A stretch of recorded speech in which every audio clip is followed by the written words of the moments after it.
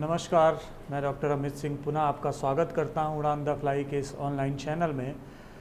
और आज हम लोग बात करेंगे सिंधु सभ्यता की विशेषताओं के संदर्भ में। पिछले लेक्चर्स में हम लोगों ने सिंधु सभ्यता के विभिन्न टॉपिक्स पर बात की, जिसके अंतर्गत हमने देखा कि सिंधु सभ्यता की उत्पत्ति कैसे हुई, कैसे वो सभ्यता आई, कौन कौन सा प्रजाति यहाँ पाई जाती है, उसका विस्तार क्या है।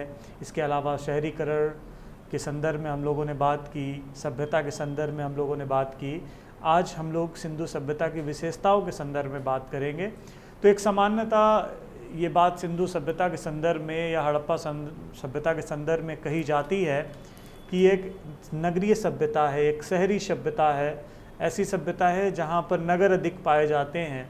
लेकिन वर्तमान में जो शोध हो रहे हैं, जो तथ्य सामने आ रहे हैं, वो इस बात को धीरे धीरे अब समाप्त कर रहे हैं। ये जो मिथक था वो धीरे धीरे टूट रहा है कि सिंधु सभ्यता सिर्फ एक नगरीय सभ्यता थी। ऐसा नहीं है। अब ये बात खुल कर के सामने आ चुकी है कि सिंधु सभ्यता एक नगरीय सभ्यता तो थी, लेकिन उसके साथ साथ अब वर्तमान में ये विभिन्न गांव वाली सभ्यता के तौर पे भी दिखाई पड़ती है। क्यों ऐसा क्यों है? क्योंकि एक स्वाभाविक सी बात है कि शहरों की आबादी या शहरों की जो स्थिति है, उस स्थिति को बनाए रखने में गांवों का बहुत बड़ा योगदान रहा है। क्योंकि एक सामान्य सी बात शहरों के संदर्भ में कही जाती है, वो ये कि शहर ज़्यादातर डिपेंडेंट होते हैं। उनकी जो इकनॉमी होती है, उनकी जो अर्थव्यवस्था होती है, वो डिपेंडेंट होती है, वो आश्रित होती है, पराधीन होती है। किसके? वो सारी वस्तुओं की जो कि उपज के माध्यम से आती है। और उपज का जो मूल स्रोत है वो कौन है? वो स्रोत है गांव। क्योंकि गांव की जो इकनॉमी है वो इंडिपेंडेंट इकनॉमी है। गांव की इकनॉमी स्वतंत्र है, वो डिपेंडेंट नहीं है। उसके पास उपज की क्षमता है और उसी उपज की क्षमता का प्रयोग करके वो धीरे धीरे अपनी व्यवस्था को बेहतर बनाता है और उसी उपज का प्रयोग शहरी आबादी करती है। अगर शहरों में वो उपज ना आ पाए तो धीरे धीरे शहरी व्यवस्था में गड़बड़ होने लगती है। शहर की जो मूल अर्थव्यवस्था है, शहर की जो एक परिधि है, जिसके अंदर अगर उपज वाली वस्तुओं का प्रवेश ना हो तो धीरे धीरे वो व्यवस्था गड़बड़ होने लगती है, उसमें पतन की स्थिति आने लगती है और आगे चल के शहर पतन की अवस्था को भी पहुंच जाते हैं। तो साधारण से हम एक बात मान लें, वो ये कि गांव जो है वो इंडिपेंडेंट इकनॉमी को रखने वाला है, शहर डिपेंडेंट इकनॉमी को रखने वाला है। अगर गांव नहीं होंगे तो शहरों की उत्पत्ति या शहरों का रहना भी संशय में दिखाई पड़ेगा। और गांव में जो उपज होती है, गांव में जो उत्पादन होता है, वही अधिशेष उत्पादन आगे चल के शहरी व्यवस्था के निर्माण में बहुत महत्वपूर्ण भूमिका निभाता है। इसके संदर्भ में हम लोगों ने पूर्व में भी बात कर रखी है। और वो बात क्या थी? वो बात ये थी कि कैसे शहरों का निर्माण हुआ है, कैसे शहर बने हैं और शहरों के बनने में इन गांवों की क्या भूमिका रही है। जब हम लोग उत्पत्ति के संदर्भ में बात कर रहे थे हड़प्पा सभ्यता की, तब हमने बताया था कि ऐसे बहुत सारे छोटे छोटे गांव थे उस समय सिंधु के आसपास के इलाकों में, सिंधु नदी के आसपास के इलाकों में, और भारत के भी जहाँ जहाँ पर हमें सिंधु सभ्यता के नगर मिल रहे हैं, उन क्षेत्रों में पहले से ग्रामीण संस्कृतियाँ विद्यमान थी। और उन्हीं ग्रामीण संस्कृतियों ने धीरे धीरे शहरी व्यवस्था को सुदृढ़ करने में, उसके निर्माण में महत्वपूर्ण भूमिका निभाई थी। कुछ ऐसा ही प्रतीत होता है। तो आइए देखें हम कैसे ये सभ्यता का डेवलपमेंट हो रहा था। उदाहरण के तौर पे अगर हम मान लें कि ये कुछ गांव हैं और इन गांव में विभिन्न प्रकार के उत्पादन हो रहे हैं, विभिन्न वस्तुओं के उत्पादन हो रहे हैं। उदाहरण के तौर पे हम ये मान लें कि ये यहाँ पर धान हो रही है, इस इलाके में जौ हो रहा है, इस इलाके में गेहूँ हो रहा है। ये एक उदाहरण है, मैं सिर्फ उदाहरण के तौर के लिए इसको समझा रहा हूँ। ऐसा सुनिश्चित नहीं है कि यहाँ ये हो रहा हो, ठीक है। ये गोले एक गांव का प्रतीक हैं और उनमें जो उपज हो रही है वो भी प्रतीकात्मक ही है। तो यहाँ पर दाल हो रही है। तो ये सारी वस्तुएं इन गांवों में हो रही हैं। तो जब वस्तुओं उत्पादन होता है, मतलब प्रारंभिक दौर में उत्पादन की जब प्रक्रिया आगे बढ़ती है, तो उत्पादन की प्रक्रिया से आगे निकल करके अधिशेष उत्पादन होता है। एक वर्ड है अधिशेष उत्पादन, जिसे हम इंग्लिश में सरप्लस प्रोडक्शन कहते हैं। वो अक्सर लिया जाता है। क्यों लिया जाता है? और इसलिए लिया जाता है क्योंकि इसको ही कारण माना गया है शहरी आबादी के विकास होने में। एक बहुत महत्वपूर्ण कारण माना गया है कि इसी की वजह से धीरे धीरे व्यवस्थाएं आगे बढ़ती हैं। तो अधिशेष उत्पादन होता है। अधिशेष उत्पादन का अर्थ होता है कि उपज से ज़्यादा, ज़रूरत से ज़्यादा उपज, मतलब जितनी हमारी आवश्यकता है उससे ज़्यादा उपज होने लगती है। और जब आवश्यकता से अधिक उपज होगी तो उस उपज के लिए क्या किया जाएगा? या तो उसके लिए स्टोरेज बनाया जाएगा, भंडारण बनाए जाएंगे जहां पर उसको एकत्रित किया जा सके, या तो उस फसल को बेचने का कार्य किया जाएगा। क्योंकि लंबे समय तक जब फसल उत्पादित होकर के आ जाती है, लंबे समय तक उसको प्रिजर्व करके अगर नहीं रखा जाएगा, संरक्षित करके नहीं रखा जाएगा, तो उस फसल खराब हो जाएगी। तो ऐसी स्थिति में क्या होगा कि या तो हम फसल को संरक्षित करके रखेंगे, भंडारण करेंगे, या क्या करेंगे, उसको बेच देंगे। और जब बेचेंगे तो शुरुआत में जब ग्रामीण बस्तियां थी, बेचने की स्थिति नहीं थी, उसको हम विनिमय कहें तो ज़्यादा बेहतर दिखाई पड़ेगा। और विनिमय की क्या व्यवस्था प्रारंभिक दौर में दिखाई पड़ती है? वो व्यवस्था थी वस्तु विनिमय। वस्तु विनिमय की व्यवस्था थी। विनिमय का मतलब होता है अदला बदली। तो वर्तमान में कैसी अदला बदली हो रही है? वर्तमान में अदला बदली हो रही है नोटों और पैसों की। वस्तु विनिमय भी हो रहा है बहुत जगह पर, और पैसे के लेन देन के माध्यम से, मतलब धन के लेन देन के माध्यम से व्यापार हो रहा है।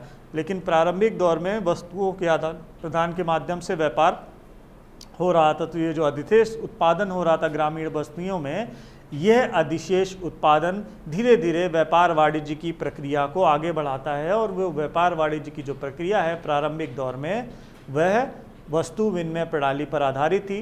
तो मान लीजिए यहाँ पे जौ ज़्यादा हो रहा है, तो स्वाभाविक सी बात है जौ से ही जीवन नहीं चलेगा। उसके अलावा और भी तथ्य हमें, और भी फसलें हमें चाहिए जिसके माध्यम से हमारा जीवन आगे बढ़ेगा। तो हमने व्यापार प्रारंभ किया, हमने यहाँ से धान लेना शुरू किया और यहाँ से जौ देना शुरू किया। मतलब सभी जगह पर अधिशेष उत्पादन को आप मान सकते हैं। तो क्या हुआ? यहाँ पे जौ अधिक हुआ, इसने यहाँ पर धान, यहाँ पे धान अधिक हुआ, यहाँ दाल अधिक हुई, यहाँ गेहूँ अधिक हुआ। तो क्या हुआ? आपस में वस्तु विनिमय की एक प्रक्रिया का दौर प्रारंभ हो जाता है, जिससे कि धीरे धीरे व्यापारिक गतिविधियां आगे बढ़ती हैं। और जब व्यापारिक गतिविधियां आगे बढ़ती हैं, लगातार ये प्रक्रिया चलती रहती है, तो धीरे धीरे क्या होता है? आवश्यकता होती है एक मध्य के भाग की, आवश्यकता होती है केंद्र की, जहाँ पर सुचारू रूप से व्यापारिक गतिविधियां चल सकें। एक और चीज़ है वो ये कि सभी लोग फसल उत्पादन का कार्य नहीं कर रहे थे, सभी लोग कृषि में संलग्न नहीं थे। ऐसी अवस्था में क्या होगा? ऐसी अवस्था में कुछ लोग ऐसे भी थे जो कृषि से सहायक कार्य कर रहे थे, जिनका जीवन प्रत्यक्ष या अप्रत्यक्ष रूप से कृषि के विभिन्न और घटकों के रूप में था। जैसे कि कुछ मृदुभांड बना रहे थे, कुछ औजार बना रहे थे, कृषि का कार्य करने वाले औजारों का निर्माण कर रहे थे, कुछ बाद में आभूषण वगैरह बनाने लगते हैं। तो कुछ ऐसे भी लोगों का डेवलपमेंट होता है, साथ साथ बाद में चर्मकारी का काम करने वाले लोग आ जाते हैं, और भी ऐसे ऐसे शिल्प और उद्योग धंधों का कार्य करने वाले लोग होते हैं। क्योंकि ये कृषि नहीं कर रहे होते हैं और इनको कृषि की जीवन को चलाने के लिए भोजन की आवश्यकता होती है, तो वो कैसे कार्य करेंगे? अपने इन्हीं उस शिल्प उद्योग धंधों के माध्यम से जो वो कार्य कर रहे थे, उनसे उनको पैसा मिल रहा था। ठीक है, मतलब उनको वस्तु मिल रही थी और उसी वस्तु से वो अपना जीवन निर्वाह कर रहे थे। तो धीरे धीरे जब ये व्यापारिक गतिविधियां आगे बढ़ती हैं, तो क्या होता है? ज़रूरत होती है एक सेंटर के डेवलपमेंट की। और वो सेंटर कहाँ होगा? वो सेंटर लगभग मध्य में होगा। अगर इधर से जाया जाए या इधर से जाया जाए या इधर से जाया जाए, हर जगह से वो सेंटर पहुंचा जा सके। तो क्या हुआ? ऐसे एक मध्य क्षेत्र की ज़रूरत हुई जहां पर सारी फसलों को पहुंचाया जा सके। सभी जगह से एक मध्यम स्थान का चयन किया गया, वहां पर फसलों को पहुंचाया जाना शुरू कर दिया गया। साथ ही साथ यहाँ पर क्या हुआ? और एक और चीज़ है, फसलों के पहुंचाने की जो स्थिति है, अगर आप देखेंगे वस्तु विनिमय की व्यवस्था थी, लेकिन वस्तु विनिमय प्रारंभिक दौर में तो बेहतर है, लेकिन लंबे समय के व्यापार के लिए ये बेहतर स्थिति नहीं है। उसका एक प्रमुख कारण है कि अगर हम किसी वस्तु को एक छोटी सी बोरी में पहुंचा रहे हैं, मान लीजिए कि बोरी की साइज़ ये है और हमें जो वस्तु मिल रही है उसकी साइज़ ये है, थैली के बराबर। हमने इतने बड़े थैले में वस्तु दी और बदले में हमें इतने बड़े थैले में वस्तु मिल गई। तो उससे दिक्कत क्या आई? उससे दिक्कत ये आई कि हम एक समय के बाद इस व्यापार में हमें घाटा होने लगा, और जब घाटा होने लगेगा तो हम व्यापार गतिविधियां वहीं समाप्त कर देंगे। तो ज़रूरत हुई स्टैंडर्डाइजेशन की, ज़रूरत हुई मानकीकरण की। तो उसी की स्थिति को ध्यान में रखते हुए फिर क्या हुआ? व्यवस्था बनाई गई, बाँट माप की व्यवस्था बनाई गई। तो सबसे पहले क्या हुआ? पहले तो केंद्र डेवलप हुए, उसके बाद उन केंद्रों में व्यापार को सुचारू रूप से चलाने के लिए बाँट माप की व्यवस्था हुई। हाँ, इन्हीं केंद्रों में शिल्प एवं उद्योग धंधों का प्रारंभ भी हो जाता है, क्योंकि आसानी से जब व्यापार करने लोग आएंगे तो जो भी लोग शिल्प का काम कर रहे थे उनकी वस्तुएं भी वहाँ आसानी से बिक जाएंगी और उनका जीवन निर्वाह भी बेहतर तरीके से होता रहेगा। तो ऐसे ट्रेड सेंटर में शिल्प उद्योग धंधों का एक तरीके से व्यवस्था हो गई, वहाँ पे लोग रहने लगे, बाट माप की व्यवस्था बन गई। अब ज़रूरत पड़ी एक और चीज़ की, वो थी लिपि, क्योंकि लंबे समय तक जो व्यापार हो रहा था लिखा पढ़ी भी होना आवश्यक थी, कि अगर लिखा पढ़ी की स्थिति नहीं आएगी तो फिर क्या होगा कि उसमें दस्तावेजों में गड़बड़ी आएगी। जब 20 गाँव से 30 गाँव से एक साथ सामान आने लगेगा और कोई प्रॉपर लिखने की व्यवस्था नहीं होगी तो बही खाते गड़बड़ा जाएंगे। तो लिपि की आवश्यकता हुई तो लिपि बनने लगी। लिपि का निर्माण किया गया, चित्राक्षर लिपि, सैंदो लिपि बाद में बन करके आई। ज़्यादातर जगह जो प्रारंभिक दौर है लिपि का, वहाँ पे चित्राक्षर लिपि का ही प्रयोग हुआ है, बाद में लिपि का स्वरूप बदलता चला गया। तो यहाँ पर लिपि भी आ गई, शिल्प उद्योग धंधे भी हो गए, व्यापार वाणिज्य की गतिविधियाँ प्रारंभ हो गई। इसके साथ क्या हुआ कि अब आवश्यकता पड़ी एक प्रशासन की, तो प्रशासन भी डेवलप हो गया। भाई उसकी देख रेख के लिए एक प्रशासन की ज़रूरत पड़ेगी, क्योंकि इतना सारा काम, इतने सारे गांव से अलग अलग प्रकार के सामान, उनकी देख रेख, उनको सुचारू रूप से चलाने के लिए एक ऐसा प्रशासन हो जो सारी व्यवस्था की देख रेख करे। तो प्रशासन का डेवलपमेंट हो गया। साथ ही साथ अब धीरे धीरे जब पूरे शहर की स्थिति बनती चली गई, फिर यहाँ पे पक्के भवन बनने लगे, नगर योजना तैयार कर ली गई। ठीक है, जब नगर योजना आ गई और ये सारी चीज़ें आ गई, धीरे धीरे सामाजिक ढांचा तैयार होने लगा, सामाजिक संरचना का विकास हुआ। साथ ही साथ इन्हीं क्षेत्रों में फिर आप देखेंगे कि बाद में चल के अर्थव्यवस्था के संदर्भ में तो बात हो ही गई, प्रशासन और राजनीतिक व्यवस्था के संदर्भ में तो बात हो गई। एक सामाजिक संरचना के बाद यहाँ पर सांस्कृतिक विकास होना शुरू हो जाता है। जब इस तरीके की चीज़ें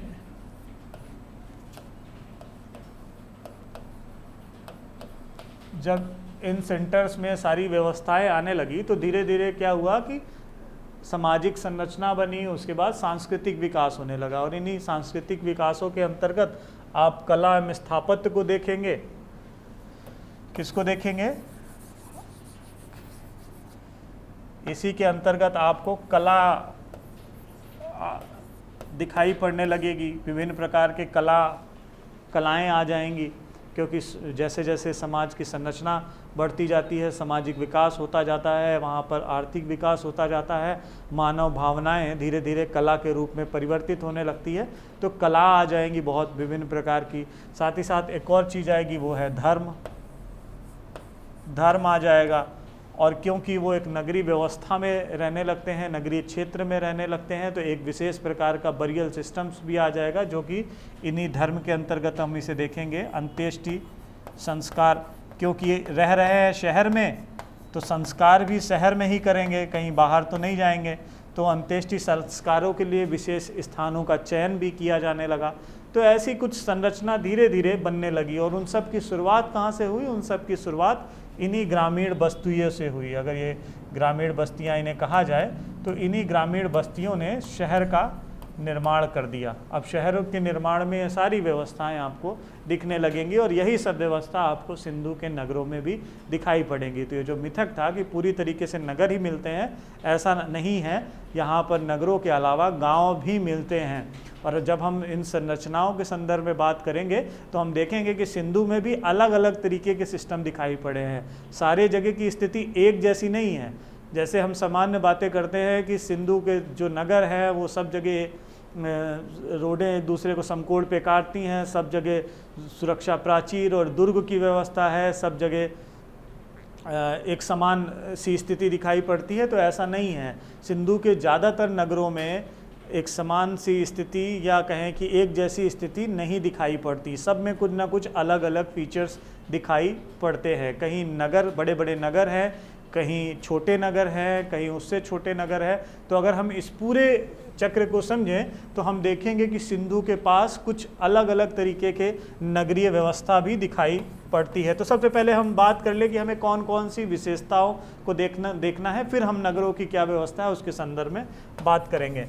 तो जैसा कि हमने इस चार्ट, इस डायग्राम के माध्यम से चीज़ों को समझने का प्रयास किया, अब हम फिर से देखें कि हमें सिंधु सभ्यता की विशेषताओं के अंतर्गत पढ़ना क्या क्या है, कौन कौन सी प्रमुख विशेषताएं हमें देखनी है।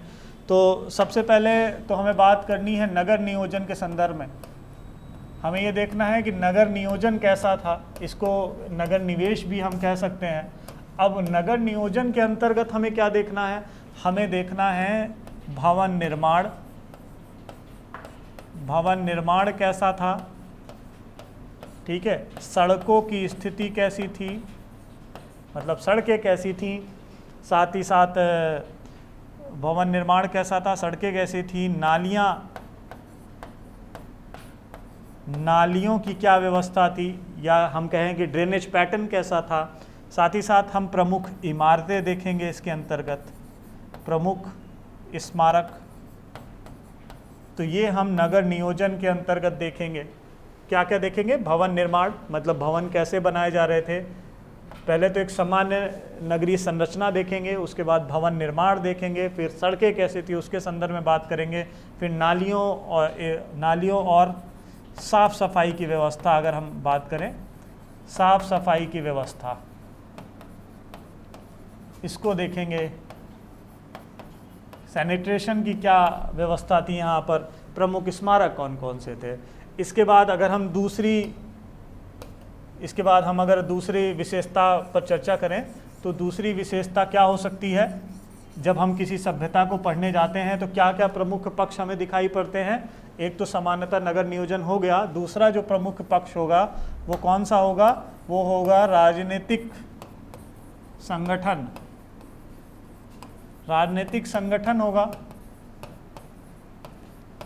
राजनीतिक संगठन के अंतर्गत सिंधु के संदर्भ में ऐसा माना जाता है कि जब व्यापारिक गतिविधियां नगरों में हो रही थी, नगरों की साफ सफाई की व्यवस्था की देखरेख, नगर में व्यापार वाणिज्य की व्यवस्था की देखरेख, विदेशी व्यापार कैसे ऑर्गेनाइज हो रहा था, इन सारी चीज़ों की देखरेख, भंडारण कैसे हो रहा था, भंडारण का कौन देखरेख कर रहा था, इन सारी, और प्रमुख स्नानागार और प्रमुख कुछ इमारतें हैं, उनको देख करके ऐसा महसूस होता है कि सिंधु सभ्यता प्रमुखता कोई ना कोई प्रशासनिक अधिकारी, प्रशासनिक वर्ग वहाँ रहा होगा जो कि सिंधु सभ्यता की व्यवस्था की देखरेख कर रहा था। तो ऐसा राजनीतिक संगठन के रूप में माना जाता है। हड़प्पा और मोहनजोदड़ो, स्टुअर्ट विगिट ऐसा मानते थे कि हड़प्पा और मोहनजोदड़ो दोनों ही सिंधु सभ्यता की एक विशाल, मतलब सिंधु सभ्यता की एक जुड़वा राजधानियां हैं। तो इन राजधानियों के माध्यम से प्रशासन का कार्य किया जा रहा था। तो ऐसी एक मान्यता है कि सिंधु में एक राजनीतिक संगठन भी था। तो हम उस संगठन के संदर्भ में भी इसके अंतर्गत बात करेंगे। तीसरी जो प्रमुख विशेषता है वो है सामाजिक संरचना की। तो सामाजिक संरचना के संदर्भ में हम बात करेंगे, सामाजिक संरचना के संदर्भ में हम बात करेंगे कि सामाजिक संरचना कैसी थी। तो सामाजिक संरचना के अंतर्गत हम देखेंगे कि समाज कितने वर्गों में बटा हुआ था, महिलाओं की स्थिति कैसी थी, लोगों का जीवन कैसा था, मनोरंजन था कि नहीं, और भी क्या क्या चीज़ें वो कर रहे थे। तो सामाजिक संरचना के अंतर्गत हम ये देखेंगे। उसके बाद है आर्थिक पक्ष, या आर्थिक, अगर हम इसको आर्थिक संगठन बोले या आर्थिक गतिविधियां बोलें तो ज़्यादा बेहतर होगा। सिंधु सभ्यता की आर्थिक गतिविधियां क्या थी? तो आर्थिक गतिविधियों के संदर्भ में जब हम बात करेंगे तो हम देखेंगे कि शिल्प एवं उद्योग धंधे, मतलब सबसे पहले तो हम देखेंगे कृषि कैसी थी, कृषि, पशुपालन, साथ में हम देखेंगे व्यापार वाणिज्य, आंतरिक और बाह्य दोनों तरीके के व्यापार यहाँ हो रहे हैं, और फिर शिल्प और उद्योग धंधे।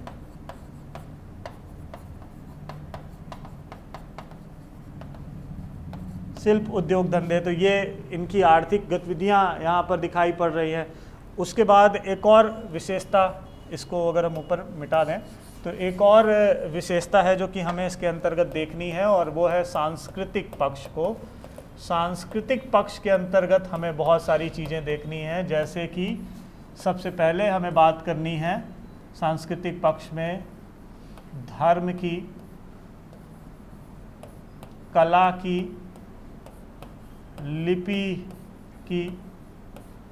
ये समानता धर्म, कला और लिपि को प्रमुख रूप से हम सांस्कृतिक पक्ष के अंतर्गत देख सकते हैं। एक और चीज़ है जो धर्म के साथ ही हम बात कर सकते हैं, वो है अंत्येष्टि संस्कार की, अंत्येष्टि संस्कार। ठीक है, तो धर्म, तो जब हम धर्म के बारे में विस्तार से बात करेंगे तो धर्म में भी बहुत सारी चीज़ें हैं। यहाँ पे अगर हम धर्म में देखेंगे तो प्रकृति पूजा का प्रचलन दिखाई पड़ता है। प्रकृति पूजा है जिसमें कि वृक्ष पूजा का प्रचलन है, पशु पूजा का प्रचलन है, लिंग योनि पूजा का प्रचलन है, जल पूजा का प्रचलन है।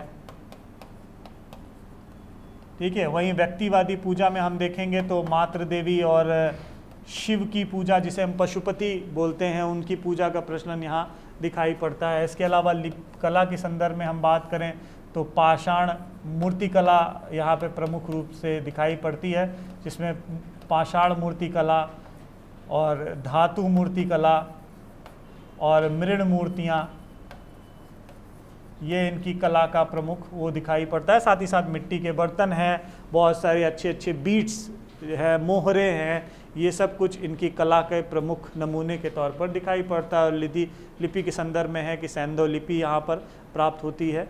तो इस तरीके से हम ये सारी चीज़ें सिंधु सभ्यता के अंतर्गत पढ़ने वाले हैं। सबसे पहले हम बात करेंगे नगर नियोजन के संदर्भ में। तो आज के लिए बस इतना ही। आगे हम लोग नगर नियोजन, अगले लेक्चर में नगर नियोजन के संदर्भ में बात करेंगे। सबसे पहले आप ओवरऑल सिंधु सभ्यता में क्या क्या हमें देखना है, एक चार्ट के माध्यम से आप तैयार कर लें, बना लें। इससे आपको सुविधा होगी कि किन किन पक्षों को हमें देखते हुए चलना है, और नगर नियोजन की क्या स्थिति थी, उसके बाद क्या स्थिति थी, और आर्थिक पक्ष कैसा था, सांस्कृतिक कैसा था, तो वो बेहतर तरीके से आप समझ सकते हैं। तो आज के लिए हम बस इतना ही रखते हैं। आने वाले लेक्चर में आपको इसकी आगे की जानकारी मिलेगी। तो मैं फिर से आपको बता दूं कि उड़ान द फ्लाई के इस चैनल को अगर आपने सब्सक्राइब कर लिया है तो बहुत अच्छा, धन्यवाद। लेकिन अगर सब्सक्राइब नहीं किया है तो आप इसको सब्सक्राइब कर लें, और लाइक करें, शेयर करें, कमेंट करें, ताकि हम और बेहतर तरीके से आप सबके सम्मुख प्रस्तुत हो सके और एक बेहतर जानकारी आपको दे सकें, ताकि आपके जीवन में वो जानकारी बहुत उपयोगी हो, उसका प्रयोग करके आप अपने अग्रिम भविष्य को बेहतर बना सके। इसी के साथ धन्यवाद, फिर मिलते हैं अगले लेक्चर में।